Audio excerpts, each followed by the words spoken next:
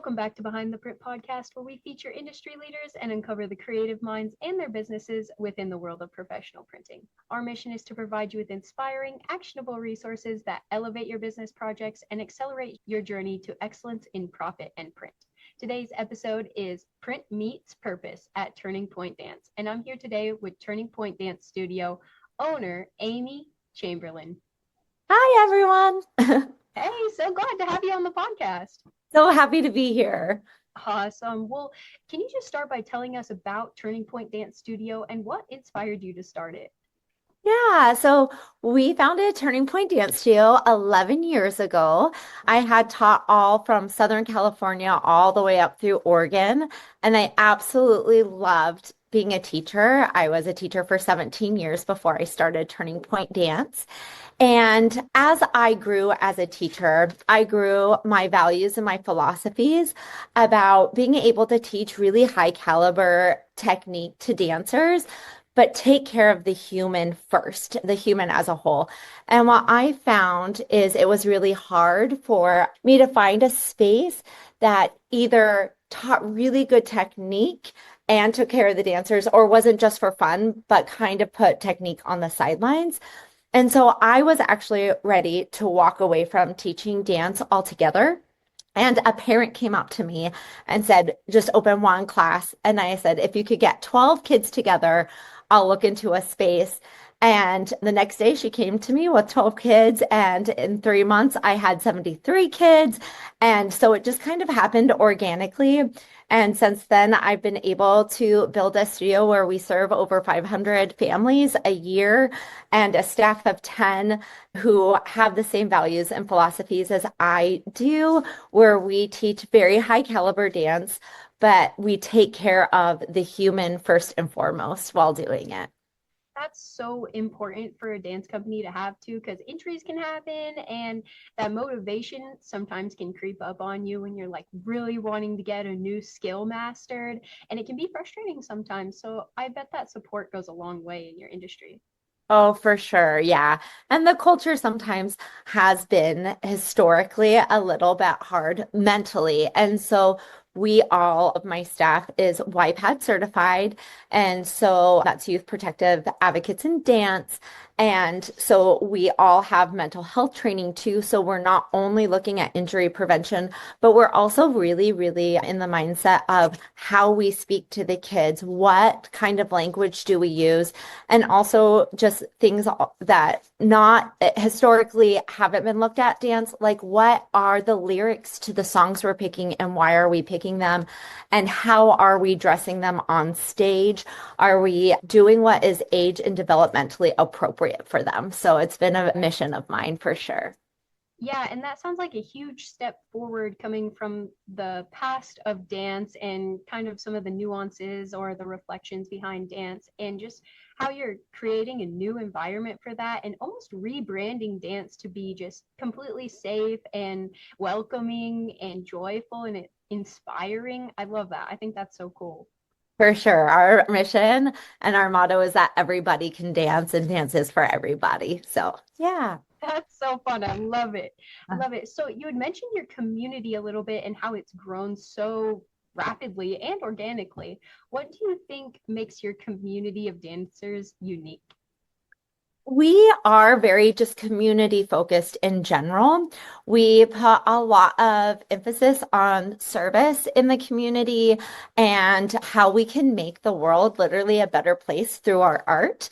And so I think there's a lot of us just getting out into the community and making our community as a whole, not just our dance community, a better place to be, in our world at large, a better place to be. So I think that has really helped us grow. Again, our instructors and our support staff is just second to none. They treat every single child that walks through the door with so much love. And I think that just really more than anything, we've grown through word of mouth. We haven't really done any advertising or anything, where we've paid to get into print or anything like that. But I think also one thing that sets us apart that you've helped us with is just the communication we have with our families. We are multifaceted in the way that we communicate, and I think that sets us apart for sure. Yeah, I totally agree. And how you're using print to amplify your message and just keep everything the same across all platforms and channels. That's really, really cool and important for businesses, I think. For sure, for sure. So tell me, how do you balance all this creativity, all these techniques, and confidence building in your teaching philosophy? It is always a growth experience. I'm always learning new things and I'm always looking to learn and grow from what we did. And my team is just amazing. We sit down as a team every week and go over what's coming up next or what has happened. And like if we have a performance or when we open a new season, we always go back to what we have done and what worked really well and what we want to keep and what was some friction points that we can really oil and get better as a team. I think what really helps in the long run is that I have a team of like-minded people who really value our philosophies and our mottos here at Turning Point Dance. And they're all very super driven to change the world through our art form. So it's been a really amazing experience to really go back through all of our communication and through all of our experiences when we're putting on shows or we're going out into community events and really just looking at what works and what doesn't. So we're always building on that. I also have a really great community called More Than Just Great Dancing, and our leader, Misty Lowen, is just so amazing. And we do a few different meetings every week where she just does different trainings on what is happening in our industry.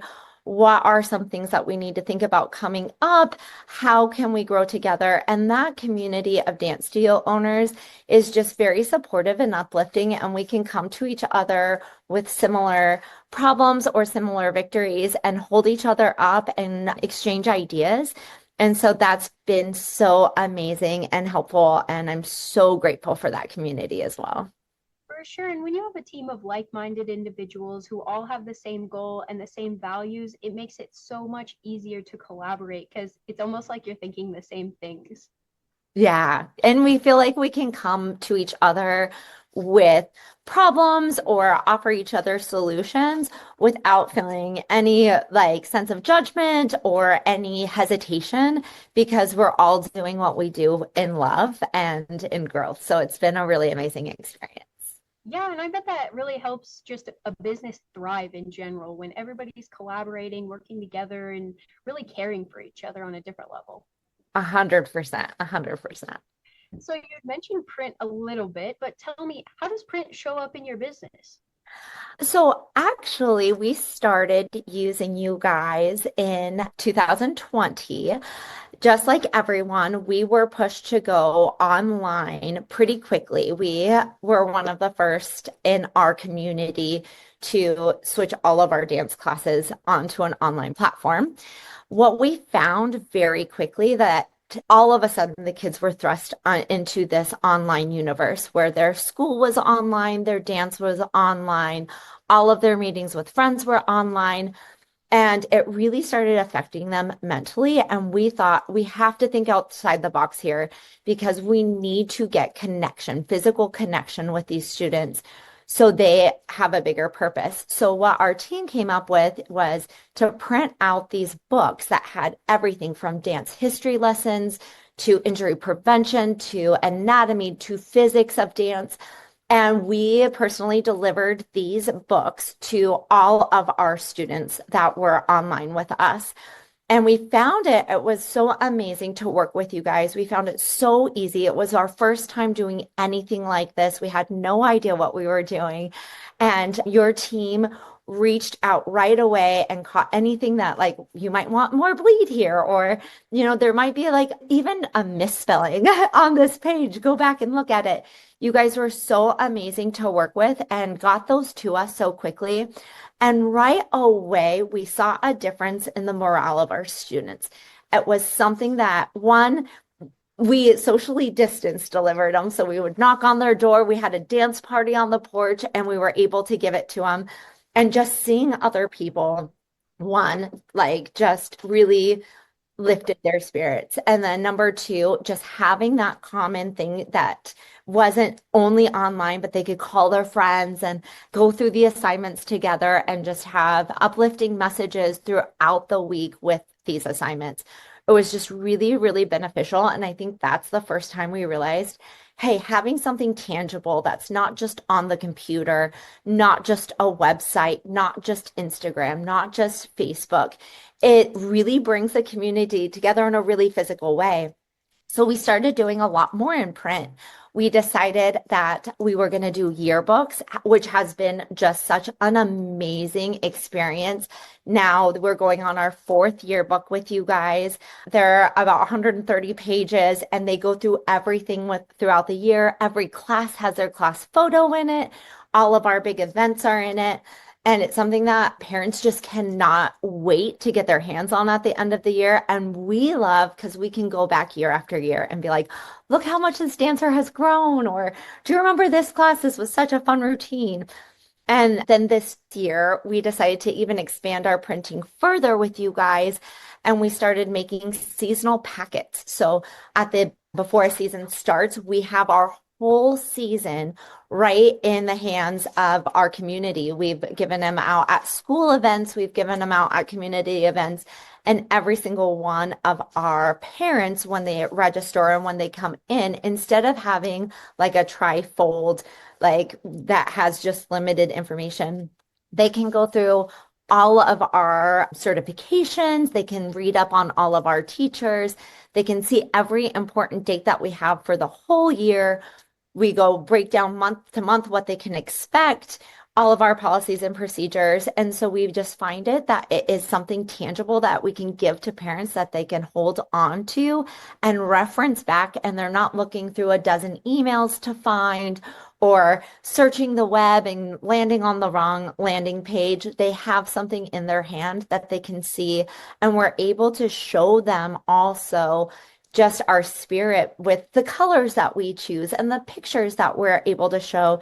They can see what their child gets to experience throughout the year. And it's been a game changer for us to work in print. No, I completely bet the parents must that must be a lifesaver for the parents because if when you get an informational packet, you're kind of like, oh, this is a little thick, you know what I'm saying? And then you go through it, and you're like, wow, this is actually something I can use throughout the year and I'm gonna save forever. Like this is perfect. So I bet that's a really good fast track for parents.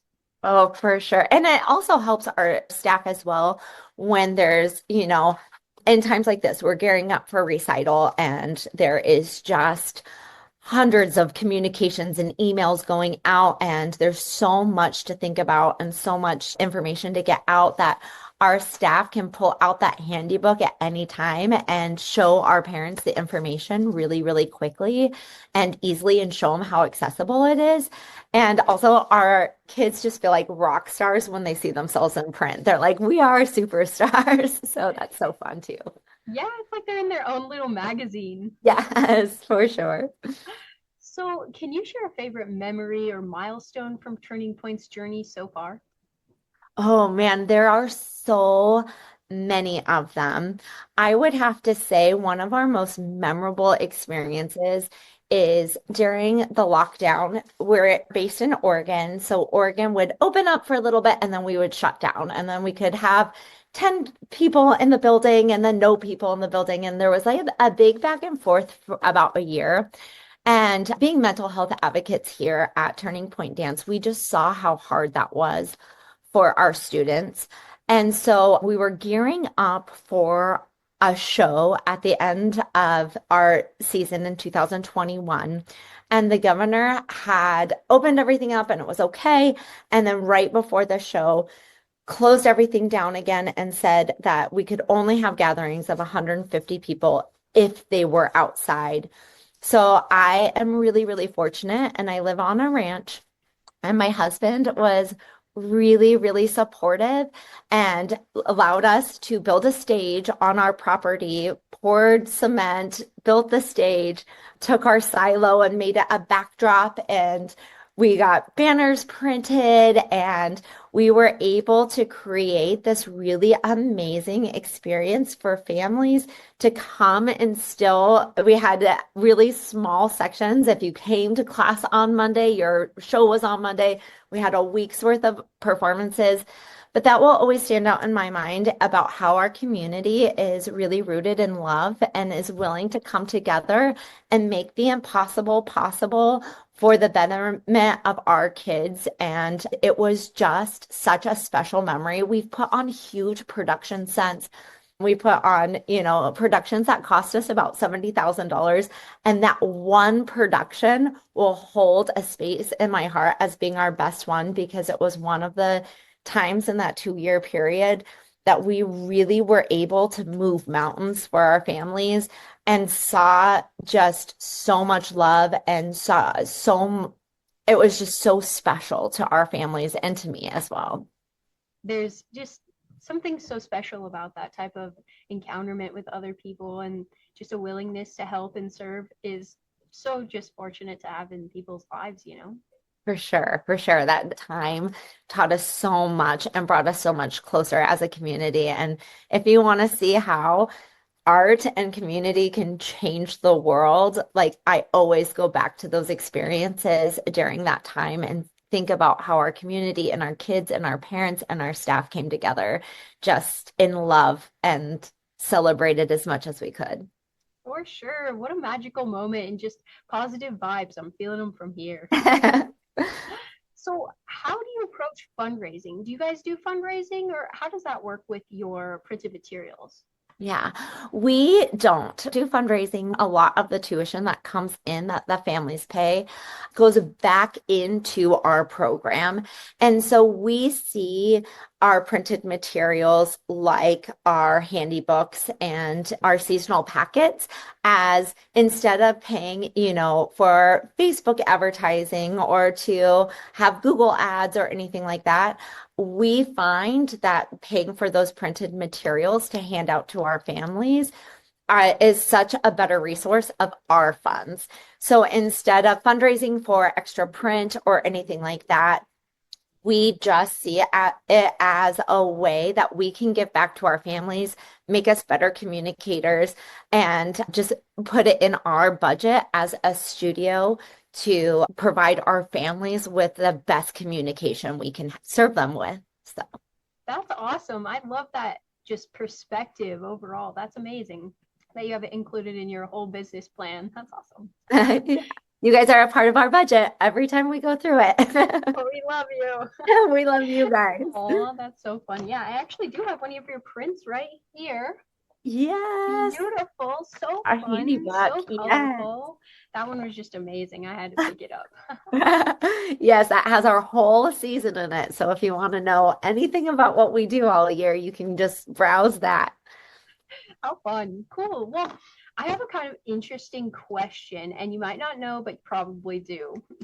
So tell me, how much does it cost to run a professional dance studio like this?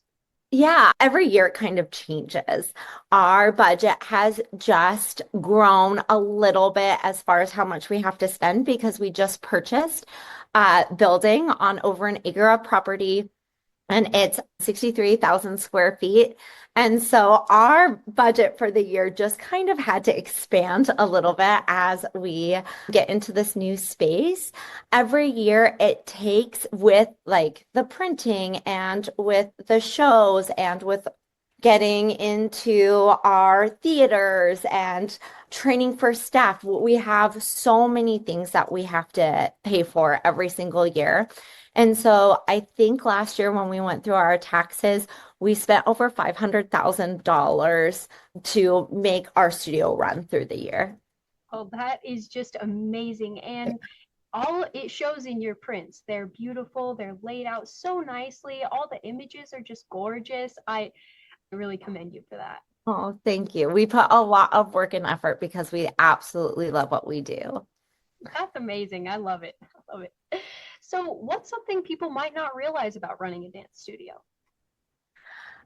Oh, there's so much. You take on so many roles as a dance studio owner. Not only are you a leader to your staff, you are not only a voice in your community, but you are also a teacher. I teach my own 11 classes a week.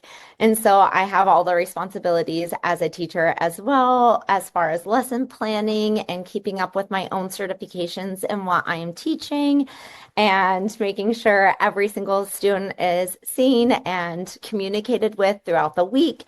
And I also am a nurse. I get band-aids and ice packs, and I am a therapist when somebody comes in and has just had a bad day at school. You kind of are all of the roles at once. I am so fortunate to have an amazing staff behind me, like I said, but it is a labor of love. You kind of say goodbye to a lot of your personal time. And I think I spent about 75 hours last week at work getting through our pictures and getting through all of our showcase pictures and getting our yearbooks ready to send to you guys here in a little bit. And so you definitely have to love it because it's all consuming when you do it with the same amount of love and resources that we put into it. So, That is great advice. And I have one more question for you.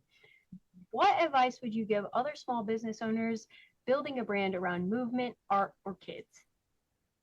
I would say get your philosophies and your values down. Like, what is your end goal? What are those things that you see that you want your business to be, as far as not just like the group that I'm involved in called More Than Just Great Dancing? We want to be more than just the place that is known for putting out technicians, right? We want to be the place known for being a safe harbor for kids that is going to, background check all of our faculty and make sure your kid has the safest space and space that is their second home.